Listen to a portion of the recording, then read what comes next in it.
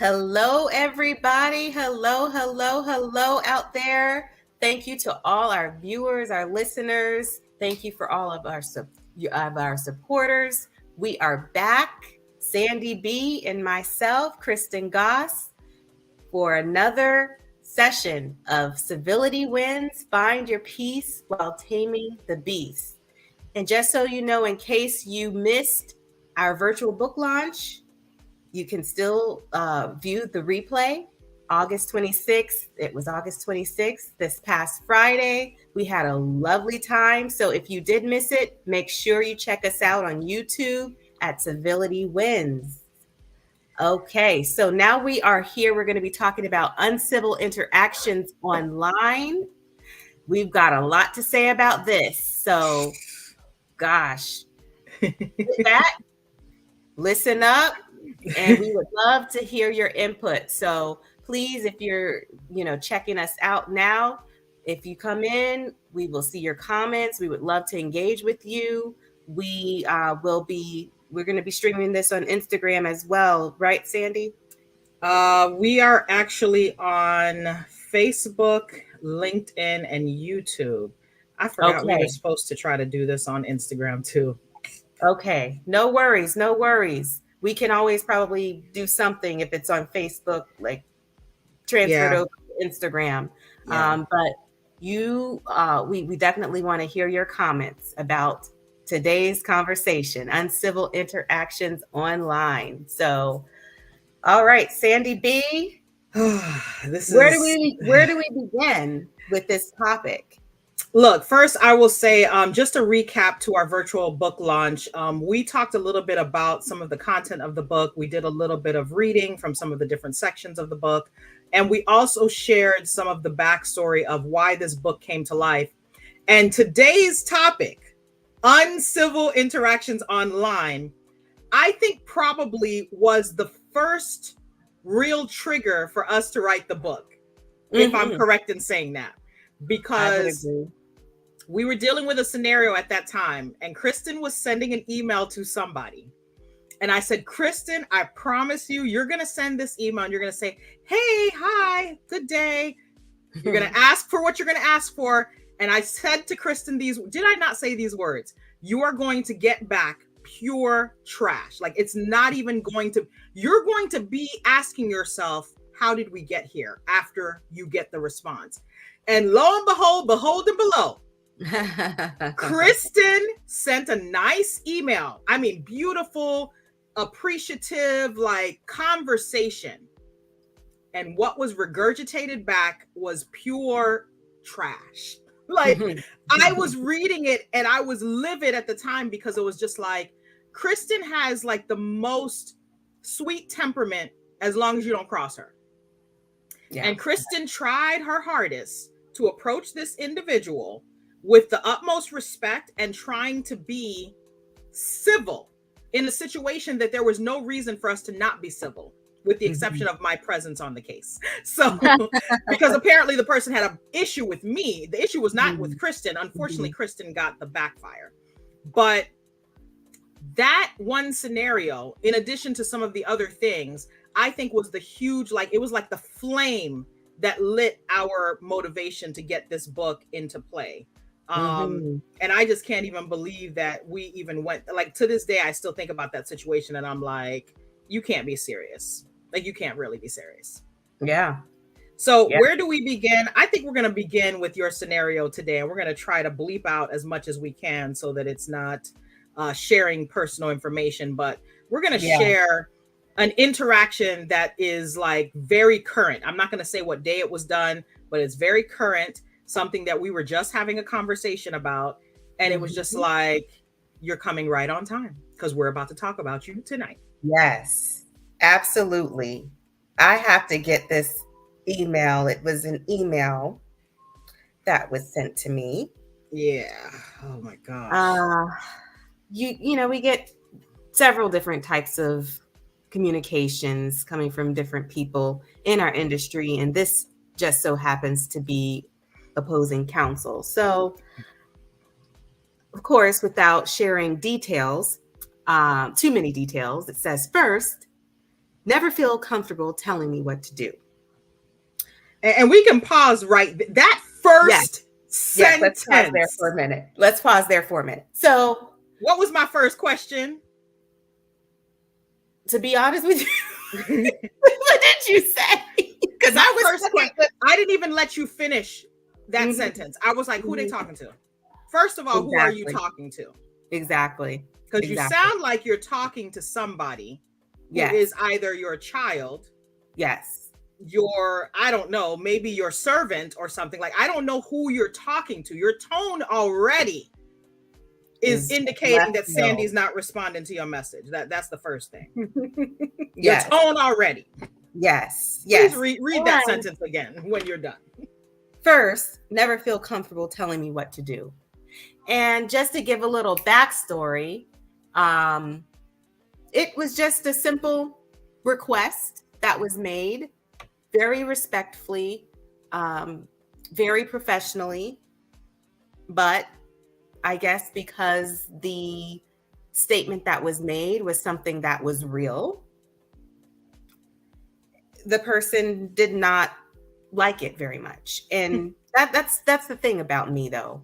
I am a real person. I'm going to have if I'm going to have a conversation with you, we're going to talk about the facts, right? You know, we can have our disagreements. We can have our quote unquote perspectives. I will share with you my perspective. You could share with me your perspective.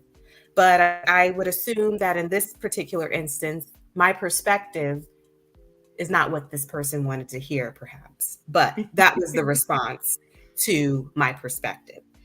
So moving further, this person continues to say, I am not convinced that you know what you are doing.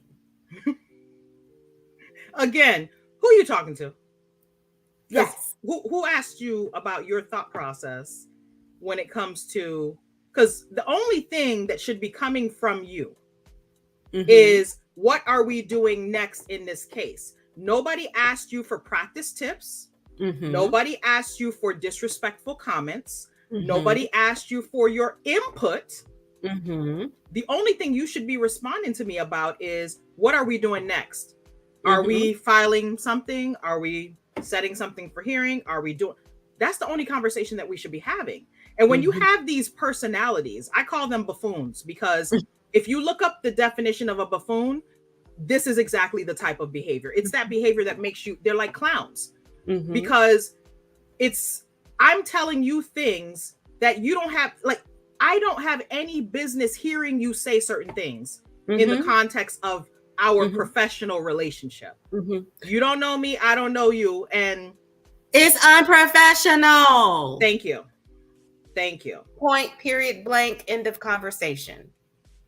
And guys, while we're having this conversation, if you have any scenarios that you want to share with us, we definitely appreciate it. Right now, we are talking about an online interaction that Kristen had recently, that Kristen and I were discussing.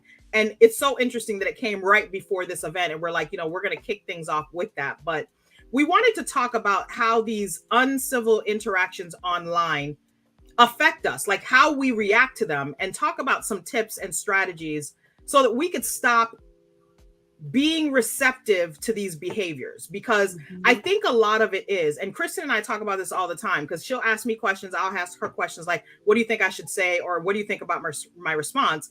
And a lot of times we both can come to the conclusion that some of these behaviors don't deserve a response, because what ends up happening is somebody says something nasty, and then you respond with something nasty, and then it's like a back and forth. But here's what's happened. You've allowed somebody's toxic behavior to spread over you, and now you are behaving in kind, and nothing's getting accomplished for your actual work, right? Because the conversation that's happening is outside of what should be happening. Oh, something's getting accomplished, though. Stress. Well, you're being stressed out. You're being frustrated. Your blood pressure's going up.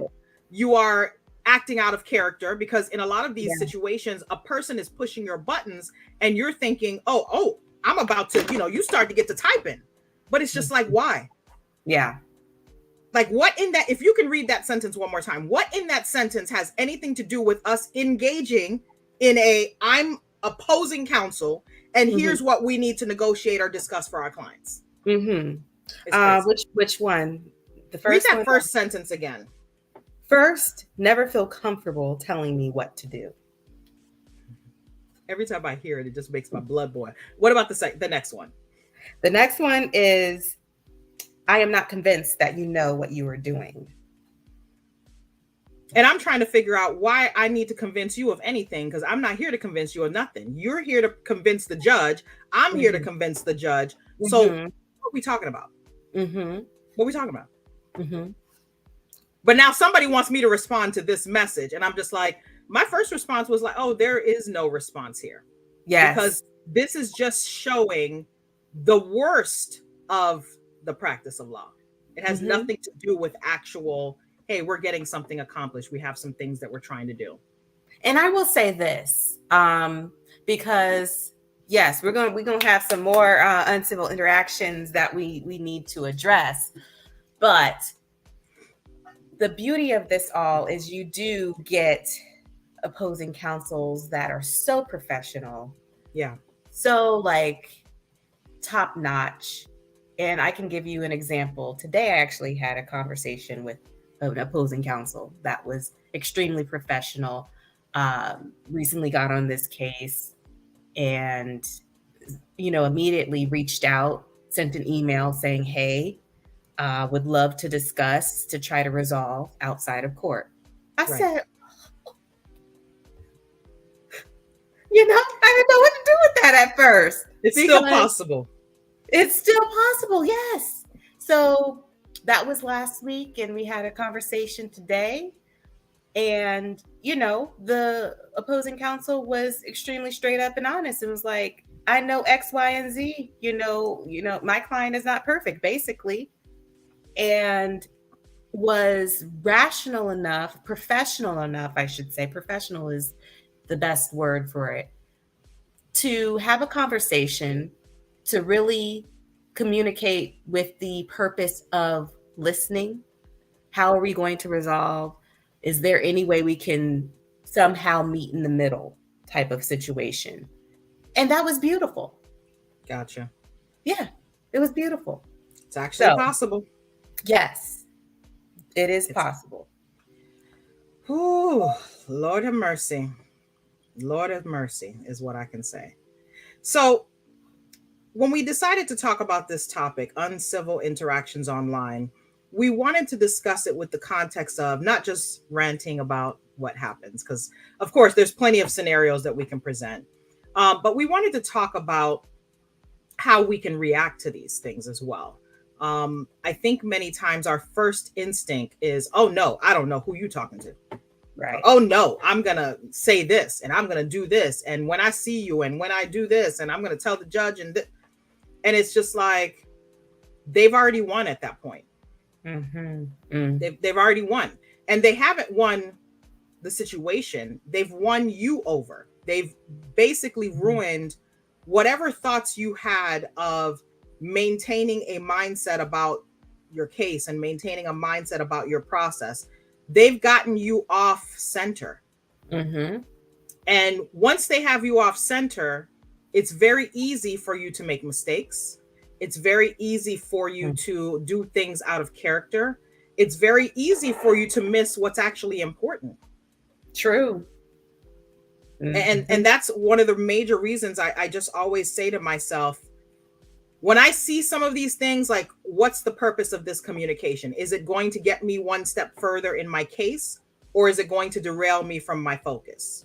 And if I can answer that question in a positive way, then I can respond to whatever is being sent my way. But if I can't answer any of it in the positive, then there's no point. Like, I'm just wasting my time, energy, and effort. And I have to keep all things in perspective when I see those things. So very much true. Whew, Lord of mercy, Lord of mercy. Is that what I can say? So, I mean, I'd like to look now at a situation that I had quite some time ago. I was dealing with an opposing counsel, and it didn't matter what I said. this person would want to say the opposite. So much so that one day I presented the plan for the case and they wanted the opposite. And here's what was funny. I presented a plan that would be in their favor because I said to my client, you know, they're going to oppose anything that we say. So let's slant this slightly in their favor. You give up a couple of things here and there just so that we can get to a resolve. You get to do what you need to do. They get something that they want. And even if you don't get all that you wanted, at least you can deal with the nonsense and move on. Do you know that they even opposed a proposal that was in their favor? And when they did that, I reminded myself, I was like, oh, so you just want to be difficult. Yeah. You're not trying to come to some resolution. And it was so bad that the person had used a word in one of their emails. I didn't even know what the word meant, but I knew it was a negative connotation in terms of what the behavior was. And they were like, oh, well, your client's being recalcitrant. Girl, I had to pause because I was just like, I kind of felt like I knew what the word meant and I had to look it up. And when I looked it up, it was basically, you know, you're just being difficult. It's difficult for difficulty. That's all it is. And I was like, oh, but that's actually what you're doing. Yeah. For your client. You're projecting exactly what you're projecting onto my client. And so what I did was, you know, I was talking to my client about different things and I said, you know, we have to approach this differently because they're going to push back no matter what we say, even if we say something that's balanced 50-50. Yeah. Girl, we presented something that was in their favor and they said no. When they said no to that, I was done. I stopped all communication at that point because it's like, you know, in a lot of ways, our profession is about trying to find a resolution and we do, you know, some negotiation and we try to come to a settlement agreement. And we try to resolve things without having more steps in the court process. But it's very important, especially for young attorneys or young practitioners, period. If you're a young professional and you find yourself in positions where you're trying to accomplish goals, but you see that the individual that you're working with or the individuals that you're working with are intentionally trying to make things more difficult, you have to know when your boundary exists. Like, when do you stop trying to be, I'm negotiating person? So when I started to see that, I was just like, oh, okay, so we don't need to negotiate anymore. By the time we went to court, when they realized that they weren't going to get what they wanted and that they had turned down an offer that was going to be more beneficial to them, and now it's going to be in the hands of the judge, who is obviously not going to give an offer beneficial to anybody, then all of a sudden they want to negotiate. And I was just like, at that point, why are we negotiating for? There's nothing to talk about anymore. You have wasted all of our time. Now you've caused me to have to travel for this case. You've caused my client to have to travel for this case and waste a whole day in trial. And then you have the audacity to think when I show up, we're going to come to a resolve. No, we're going to let the judge decide. We're done. We have to learn sometimes when we can say enough is enough. And in some of these situations, I think many times we find a reason to think we can go back and forth with somebody. True. But what is the purpose? Is the purpose that you think you're going to convince this person to think in a different way? Or is the purpose you just want to, you know, do tit for tat? Yeah. And make a decision. The thing that you have to realize, which I have to keep telling myself this, is it's not me. It's not about me. At all. So, you know, because I feel like for me, I have to really think about that. Why would I respond to this? That's facts. It doesn't have to it has nothing to do with me. So I'm not going to put myself in this. I'm not going to make it about me. Yeah. But yeah, it will, they'll test you. They'll push your buttons, which for me, a lot of times, my coping mechanism is, let me call Sandy. Look, likewise. Do I need to respond to this? Yeah. Do I not need to respond to this? If I do need to respond to this, how do I respond? Help me out. Help me out, because I know I'm here. You need to help me come down, come right here, because what do they say? It takes years to build your reputation, but just one quick moment to lose it all. So I don't be all of it. losing my bar license, losing my reputation, none of that for foolishness, for buffoonery. So. Man, let me tell you something. So, guys, again, you are here watching Civility Wins. We are talking about uncivil interactions online. We decided we were going to kick this off by talking about a couple of different scenarios and some of the reasons why we kind of push back a bit on trying to do the tit for tat, right? Mm-hmm. On trying to respond according to the way someone speaks in their email, or the way someone engages with us online.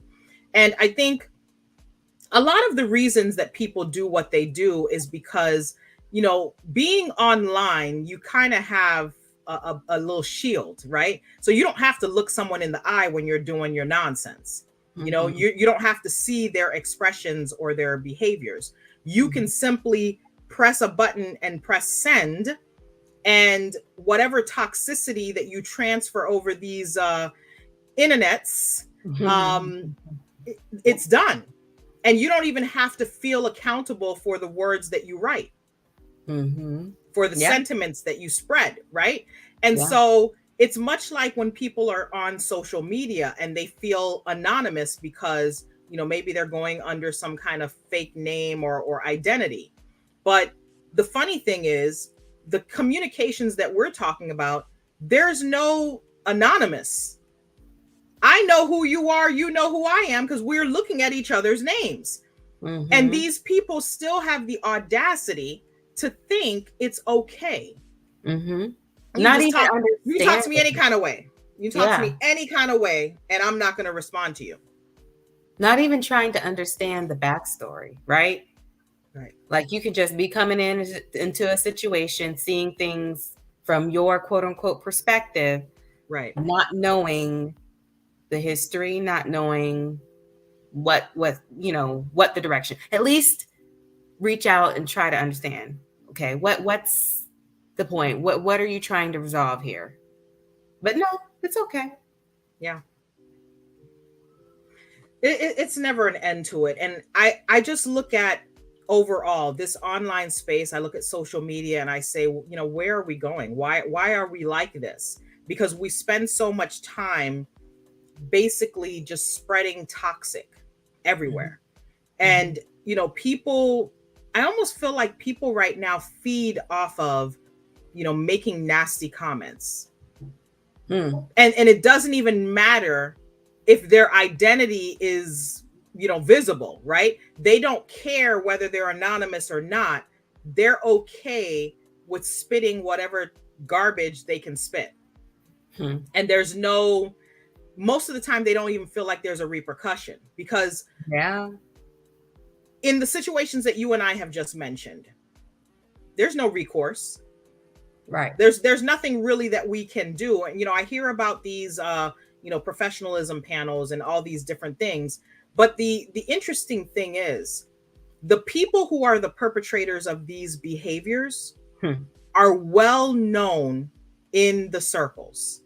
Whether you're in the legal profession, the medical profession, the business, world, whether you are in tech, the people who are the regular perpetrators of poor behavior are well known.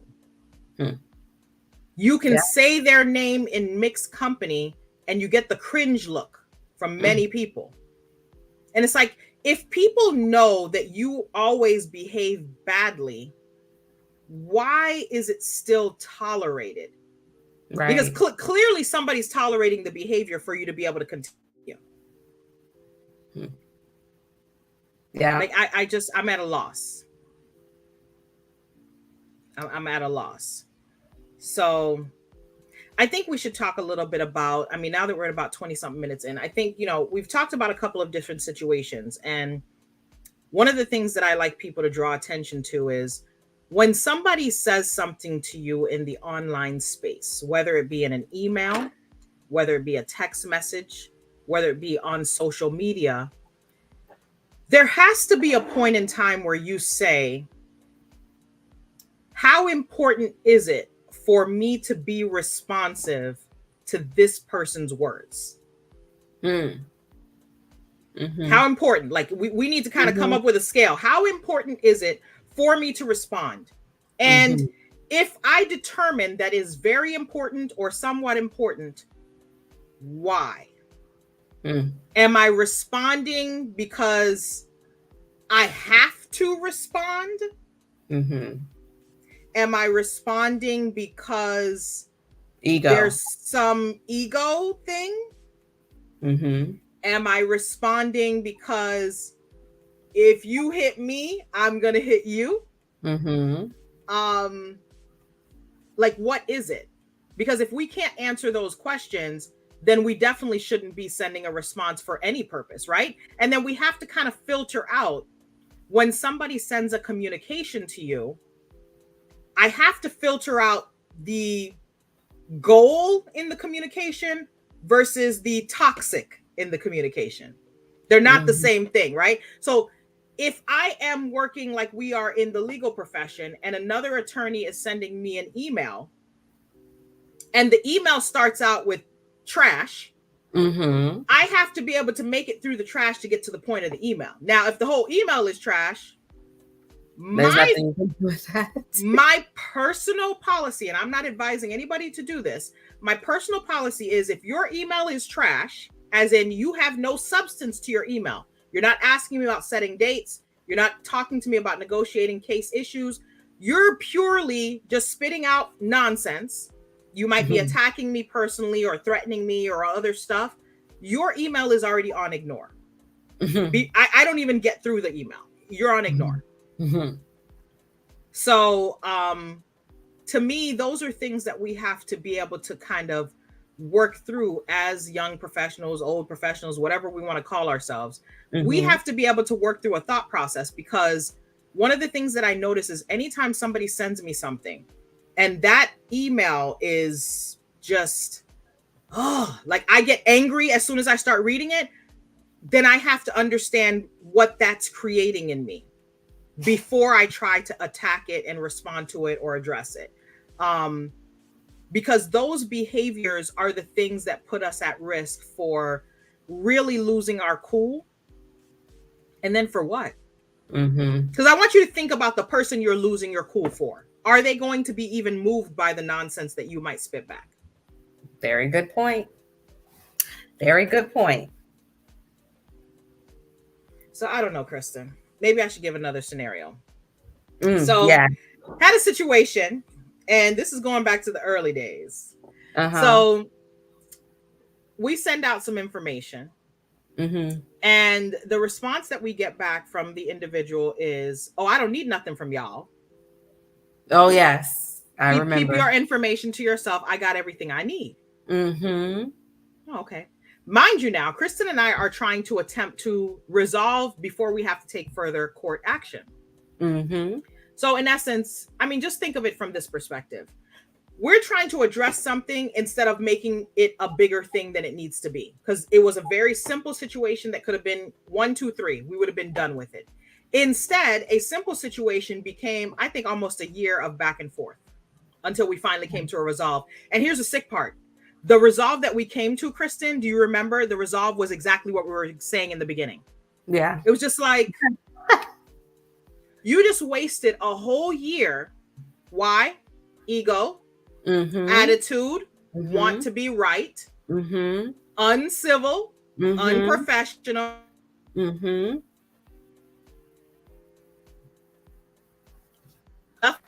And we end up with the same exact result that we were requesting from the very first communication.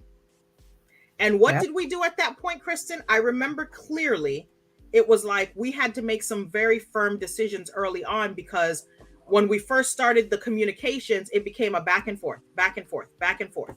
Long emails, nonsense, going back and forth. Yeah. And then it was like, I think one day we were sitting there, we're like, oh no. We can't. Mm-hmm. This can't be the way, because if we keep doing this, we are not getting anything further from this to begin with. We're really ideally not in a position to be trying to do this anyway, because we were already at a loss to start off with. Yeah. So it's just like, so we're gonna keep going back and forth with this fool. Mm-hmm. And I say fool loosely, but I'm fact is it was fool. We're gonna keep going back and forth with this person who probably is getting paid. We're not getting paid. Mm-hmm. We're trying to get our payment. Mm-hmm. And it's just like, oh no, we can't do this. Yeah. I can't keep going back and forth with this person. Mm-mm. But again, what's the purpose of the communication? If we can't ask ourselves those questions, we're going to continue down this rabbit hole of uncivil interactions online. And it's very, very simple, but I think the reason many times we can't kind of pump the brakes before we just dive into responding is because it's just like, how dare you? Like, how do you have the audacity to say this to me? Yeah. Like, it's disrespectful. Who are you? It's disrespectful. Who are you? Yeah. Because you're not my mama. Right. And, you know, I don't barely even tolerate certain behaviors from flesh and blood. Obviously with respect, because, you know, I'm not gonna get my, you know, I'm not gonna hurt myself. But, you know, I don't barely tolerate certain behaviors from my own flesh and blood. So you mean to tell me I'm going to tolerate behavior from somebody that has nothing to do with my world? Never met me. Never had a real conversation. Yeah. No, we can't do that. No. Not worth it. So, you know, how do we combat this? You know, when we look at the social media space, more and more of the interactions are just, you know, you see these fighting videos online. You see people arguing online. Like, I can't count how many times I've seen live streams where people are all out cussing each other out.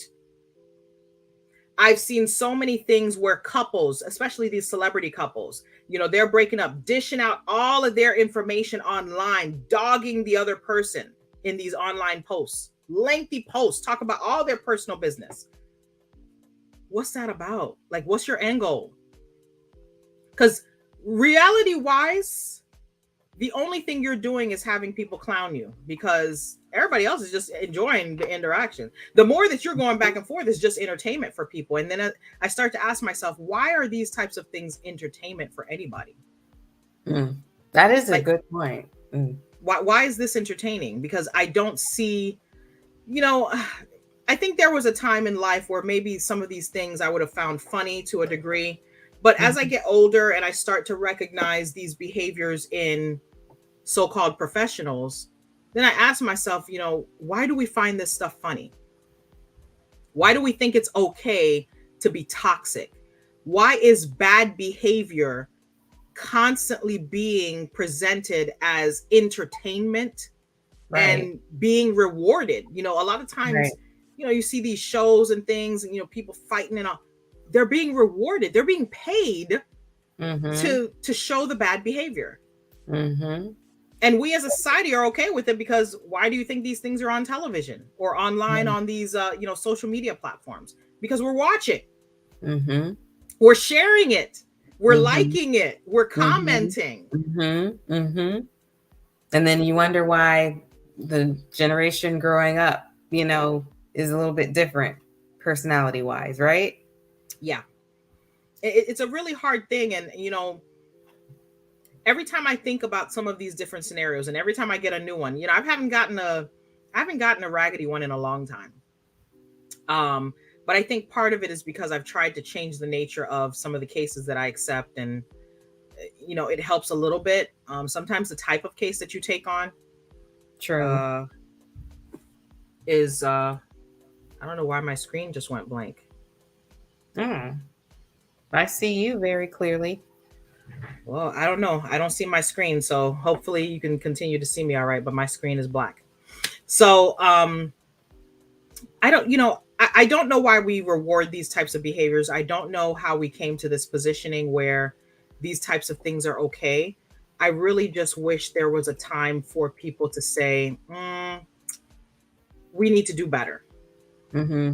We really Yeah. need to do better. But I don't know when that's going to happen, truth be told. Yeah. It's a mystery to me. Um, but I think that the more we continue to have these conversations, the more we are quote unquote real with people. Right. It's just a matter of, okay, there's a way to do certain things, there's certain procedures and protocols, and if you're not going to be following them, then let's have a quick reminder. Hey, you and I can have a separate conversation, but we don't need to give all the A to the Z to people that aren't parties to the case, Right. basically. Um, just talking, more about how can we combat the uncivil interactions. And it could be whether it's by email, whether it is by social media, as you brought up, Sandy, Right. any other platforms. We have TikTok. We also have to be careful as professionals what we put out there on social media ourselves, Right. whether it be TikTok, Instagram, Facebook, LinkedIn, etc. So, True. Just glad we're here having this conversation. Again, if you did not tune in for our virtual book launch, August 26th, you can still watch it on our YouTube channel, Civility Wins. Right. Also, check us out on Facebook and LinkedIn, Civility Wins Series, as well as Instagram, Civility Wins Series. And we have been having a conversation, a very nice one, about uncivil interactions online, what we go through. And of course, because we're attorneys, we're coming from the attorney perspective, but it could go across different avenues, whether you're a business professional, a doctor, etc. Just having the conversation about these interactions that are uncivil and how do we combat the interactions. And I would say combating it would include, like we're doing, continuing to bring it up, to talk about it. This is not cool. Yeah. We are not going to be tolerating this. And coming up with tips and tactics of how we can combat it. Again, if it's something like you said, Sandy, great points. Is this something that I really need to respond to? Is it something that's going to move the case forward? Right. If it's not, then I don't have to respond. And, it's a case by case basis that you make that determination, but not everything requires a response, and that's okay. But yeah, we just need to be more civil with each other. We need to be kinder. We need to be professional.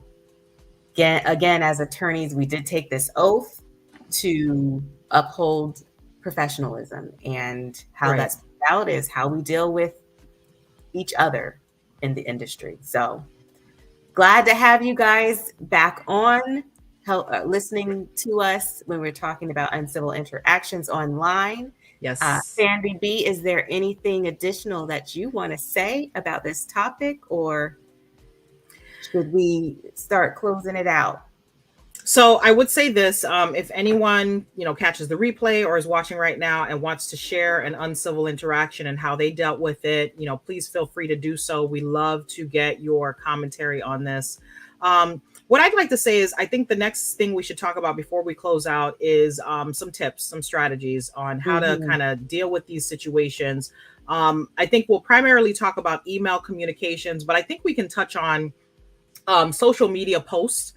Sometimes you'll post something on social media and somebody has a negative comment, and it's kind of like, I don't even know you. Like, why would I, what's the purpose of me responding to you? I don't even know you. But I would say, let's talk a little bit about strategies and coping with these types of things. I would say the number one thing that you and I both put into play, no matter what it is that we are getting from whatever opposing counsel is, we find a way to talk to somebody about what we got. And obviously it's not about, sharing personal information. It's more about, I got this email. This is what it says. What do you think about my response? Like, if you already have a response, or how do you think I should respond? And I think you and I, Kristen, we do this pretty regularly whenever we get something that's just kind of like, oh, come on now.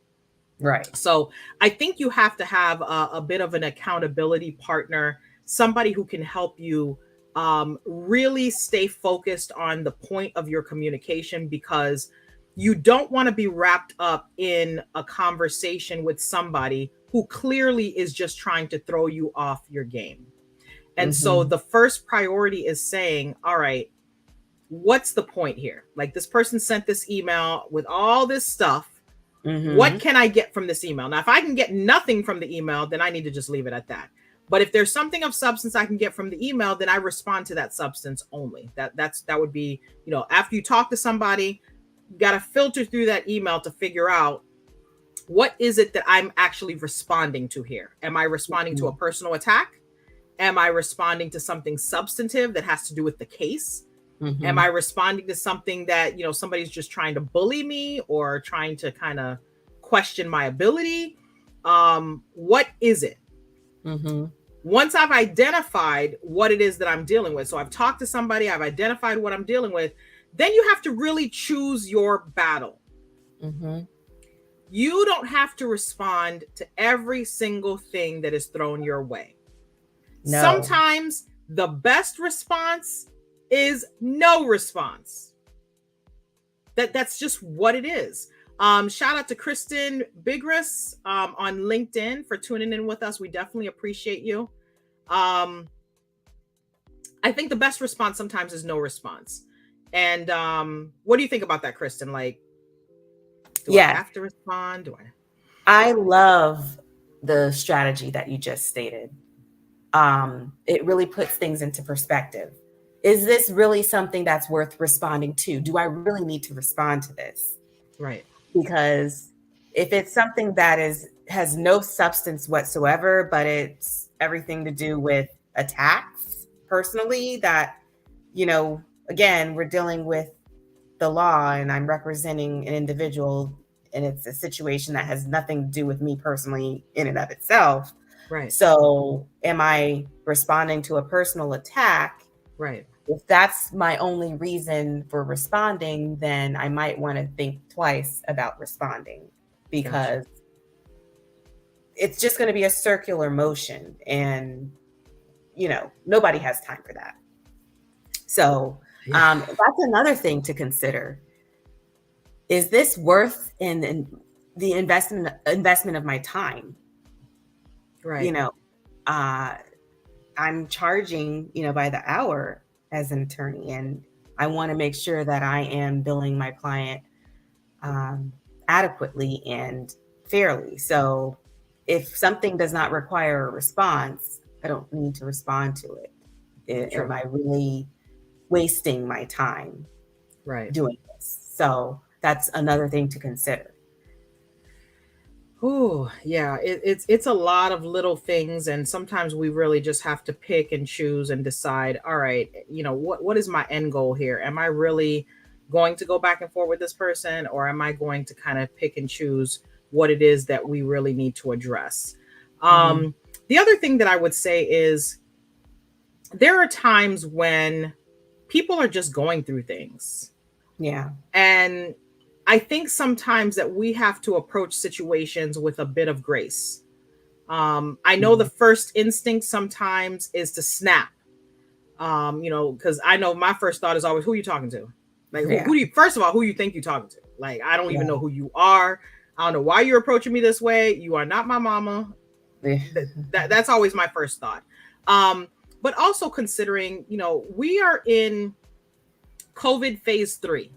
Which is kind of no COVID, but there is COVID, but then there's monkeypox, and then there's, I don't know, weird stuff, and no mask, but some masks. I don't even know. So I think in many ways, a lot of people are still dealing with some residue behaviors. There are a lot of folks that have had a lot of losses during COVID, during other things. You got the housing crisis, you got, inflation, you got potential recession, you got all of these things are happening in the world, and all at the same time. People are having to be functional and go to work and go through the motions. And so I think sometimes we have to have some consideration for the fact that the attack that we might face in an email or a text message or in a phone call or, on a social media post, like you said, Kristen, may not even be about you. Mm-hmm. May not have anything to do with you. And so thinking about these things as you receive certain communications, as you look at things in the online space, I think helps you have more perspective and say, how important is this to my personal mental health? Because forget the person that's sending me the communication at that point, right? Because they may be dealing with their own thing. It don't got nothing to do with me. Mm-hmm. How important is it to my personal mental health? Mm-hmm. True. Very, very true. Because if the very thought of the email stirs up, like my blood was boiling when you first told me, I'm like, wait, hold on. Why am I getting upset? Yeah. Why is this person's words important at all to me? Mm-hmm. Because again, they're not dealing with me per se. Their issue is about a case. Mm-hmm. So if you pull yourself out of it, Mm-hmm. you can kind of get, to that point. So again, let's go through these steps, right? We've got to think first, right?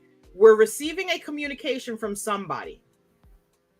And we have to kind of ask ourselves, do I have somebody I can call to talk through this, right? Because as soon as I get in and I'm reading it and it sounds crazy, I want to be careful how I respond. And it's helpful to maybe bounce ideas off of somebody and say, what do you think of this? Yeah. And before you even press send on something, what do you think about my response? Is it, is it aggressive? How does it sound to you? Does it come off a certain way? Because just because somebody hits you with aggression in an email, text message, whatever, doesn't necessarily mean you have to do the same. I mean, we're inclined to do it. Right. Like Kristen had when Kristen's alter ego comes out, it's a wrap. But keep it contained. I try. But it's like, why do we have to let that come out for a person that is not, it's one thing to let my personal folks rile me up, my people, and they know how to do it. But who are you to get me riled up? Yeah.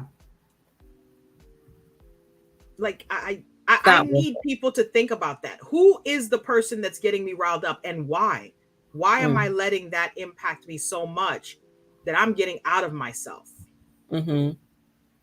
Get somebody that you can connect with that can say, Kristen, nah, stop. Stop typing. Kristen, do not send that.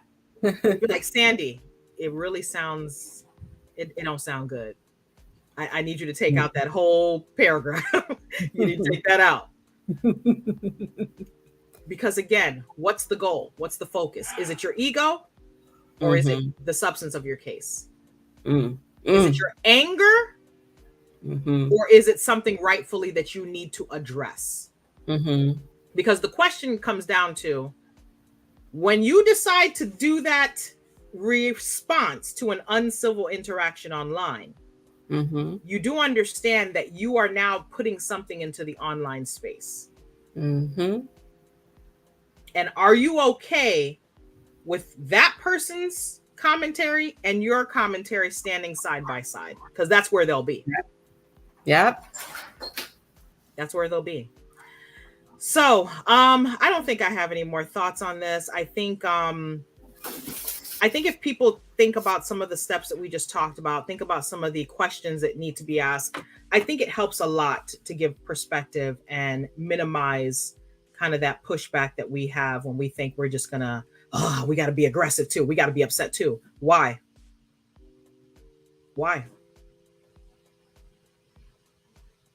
So I'll leave it to you, Kristen. What you got as last words? Think twice. Make sure you always, think about your reputation. Think about your mental health, as you said, Sandy.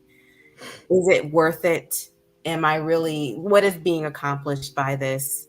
And again, we're all about civility wins. Find your peace while taming the beast. You will come across all kinds of things, civil and uncivil. And tonight, again, we're talking about these uncivil interactions and how to address them. I think that we discussed some very helpful tips that I need to continue to remember myself. What were they? Let's say we talked about finding someone, an accountability partner. Yeah. We talked about um, really thinking about am I responding to the substance? Yeah. Am I, responding because I'm angry, or am I responding because it's an ego thing? It probably has nothing to do with you. Think about that as well. And then from there, if it requires a response, what is the response going to be? And only stick to the substance at hand. And I like Tasha's statement. She says the strategy can work in any space of business. And that's absolutely true, because this boils down to human behavior, human interactions. And that goes across boards, whether you are in the legal industry, whether you are a doctor, whether you are a business person or entrepreneur, whether you are a teacher, etc. So we want to preserve our peace, and these are some of the things that we can do to preserve our peace. So with that said, again, check us out. We have other previous streams on our YouTube channel. Again, if you missed our virtual book launch, please check it out on our YouTube channel at Civility Wins. Right. You are joining us, I see, from LinkedIn, as well as I see some people from Facebook and YouTube. So make sure you check those out, as well as Instagram. So thank you all for joining us and continuing to support us, and be on the lookout. We will be tuning in at least 2 times or so throughout this month. Yes. Talking to you more about Civility Wins, and having some additional conversations. And also, if you did not subscribe, please subscribe, follow us on our YouTube. If you feel so inclined, we would be greatly appreciative of that. Yes. Yes, protect your peace, Kristen says. I love it. It's so all about our peace. I love it. Shout out to Tasha. Thank you for joining us on YouTube. I appreciate you, Kristen, for joining us on LinkedIn. Guys, if you have any comments after this broadcast, please don't hesitate to add them. And please don't forget to follow us on Instagram at Civility Wins Series. We've been trying to kind of add a few things on that space, but we appreciate you guys. This was a good one. Yes. Thank you so much. Until next time, have a wonderful evening. Wherever you are, we thank you again for your support. We'll see you next time. Thank you, guys. Kristen, you're going to have to end the broadcast because I can't see anything on my screen. It is black. All right. Until next time. Take care, guys. Bye, guys.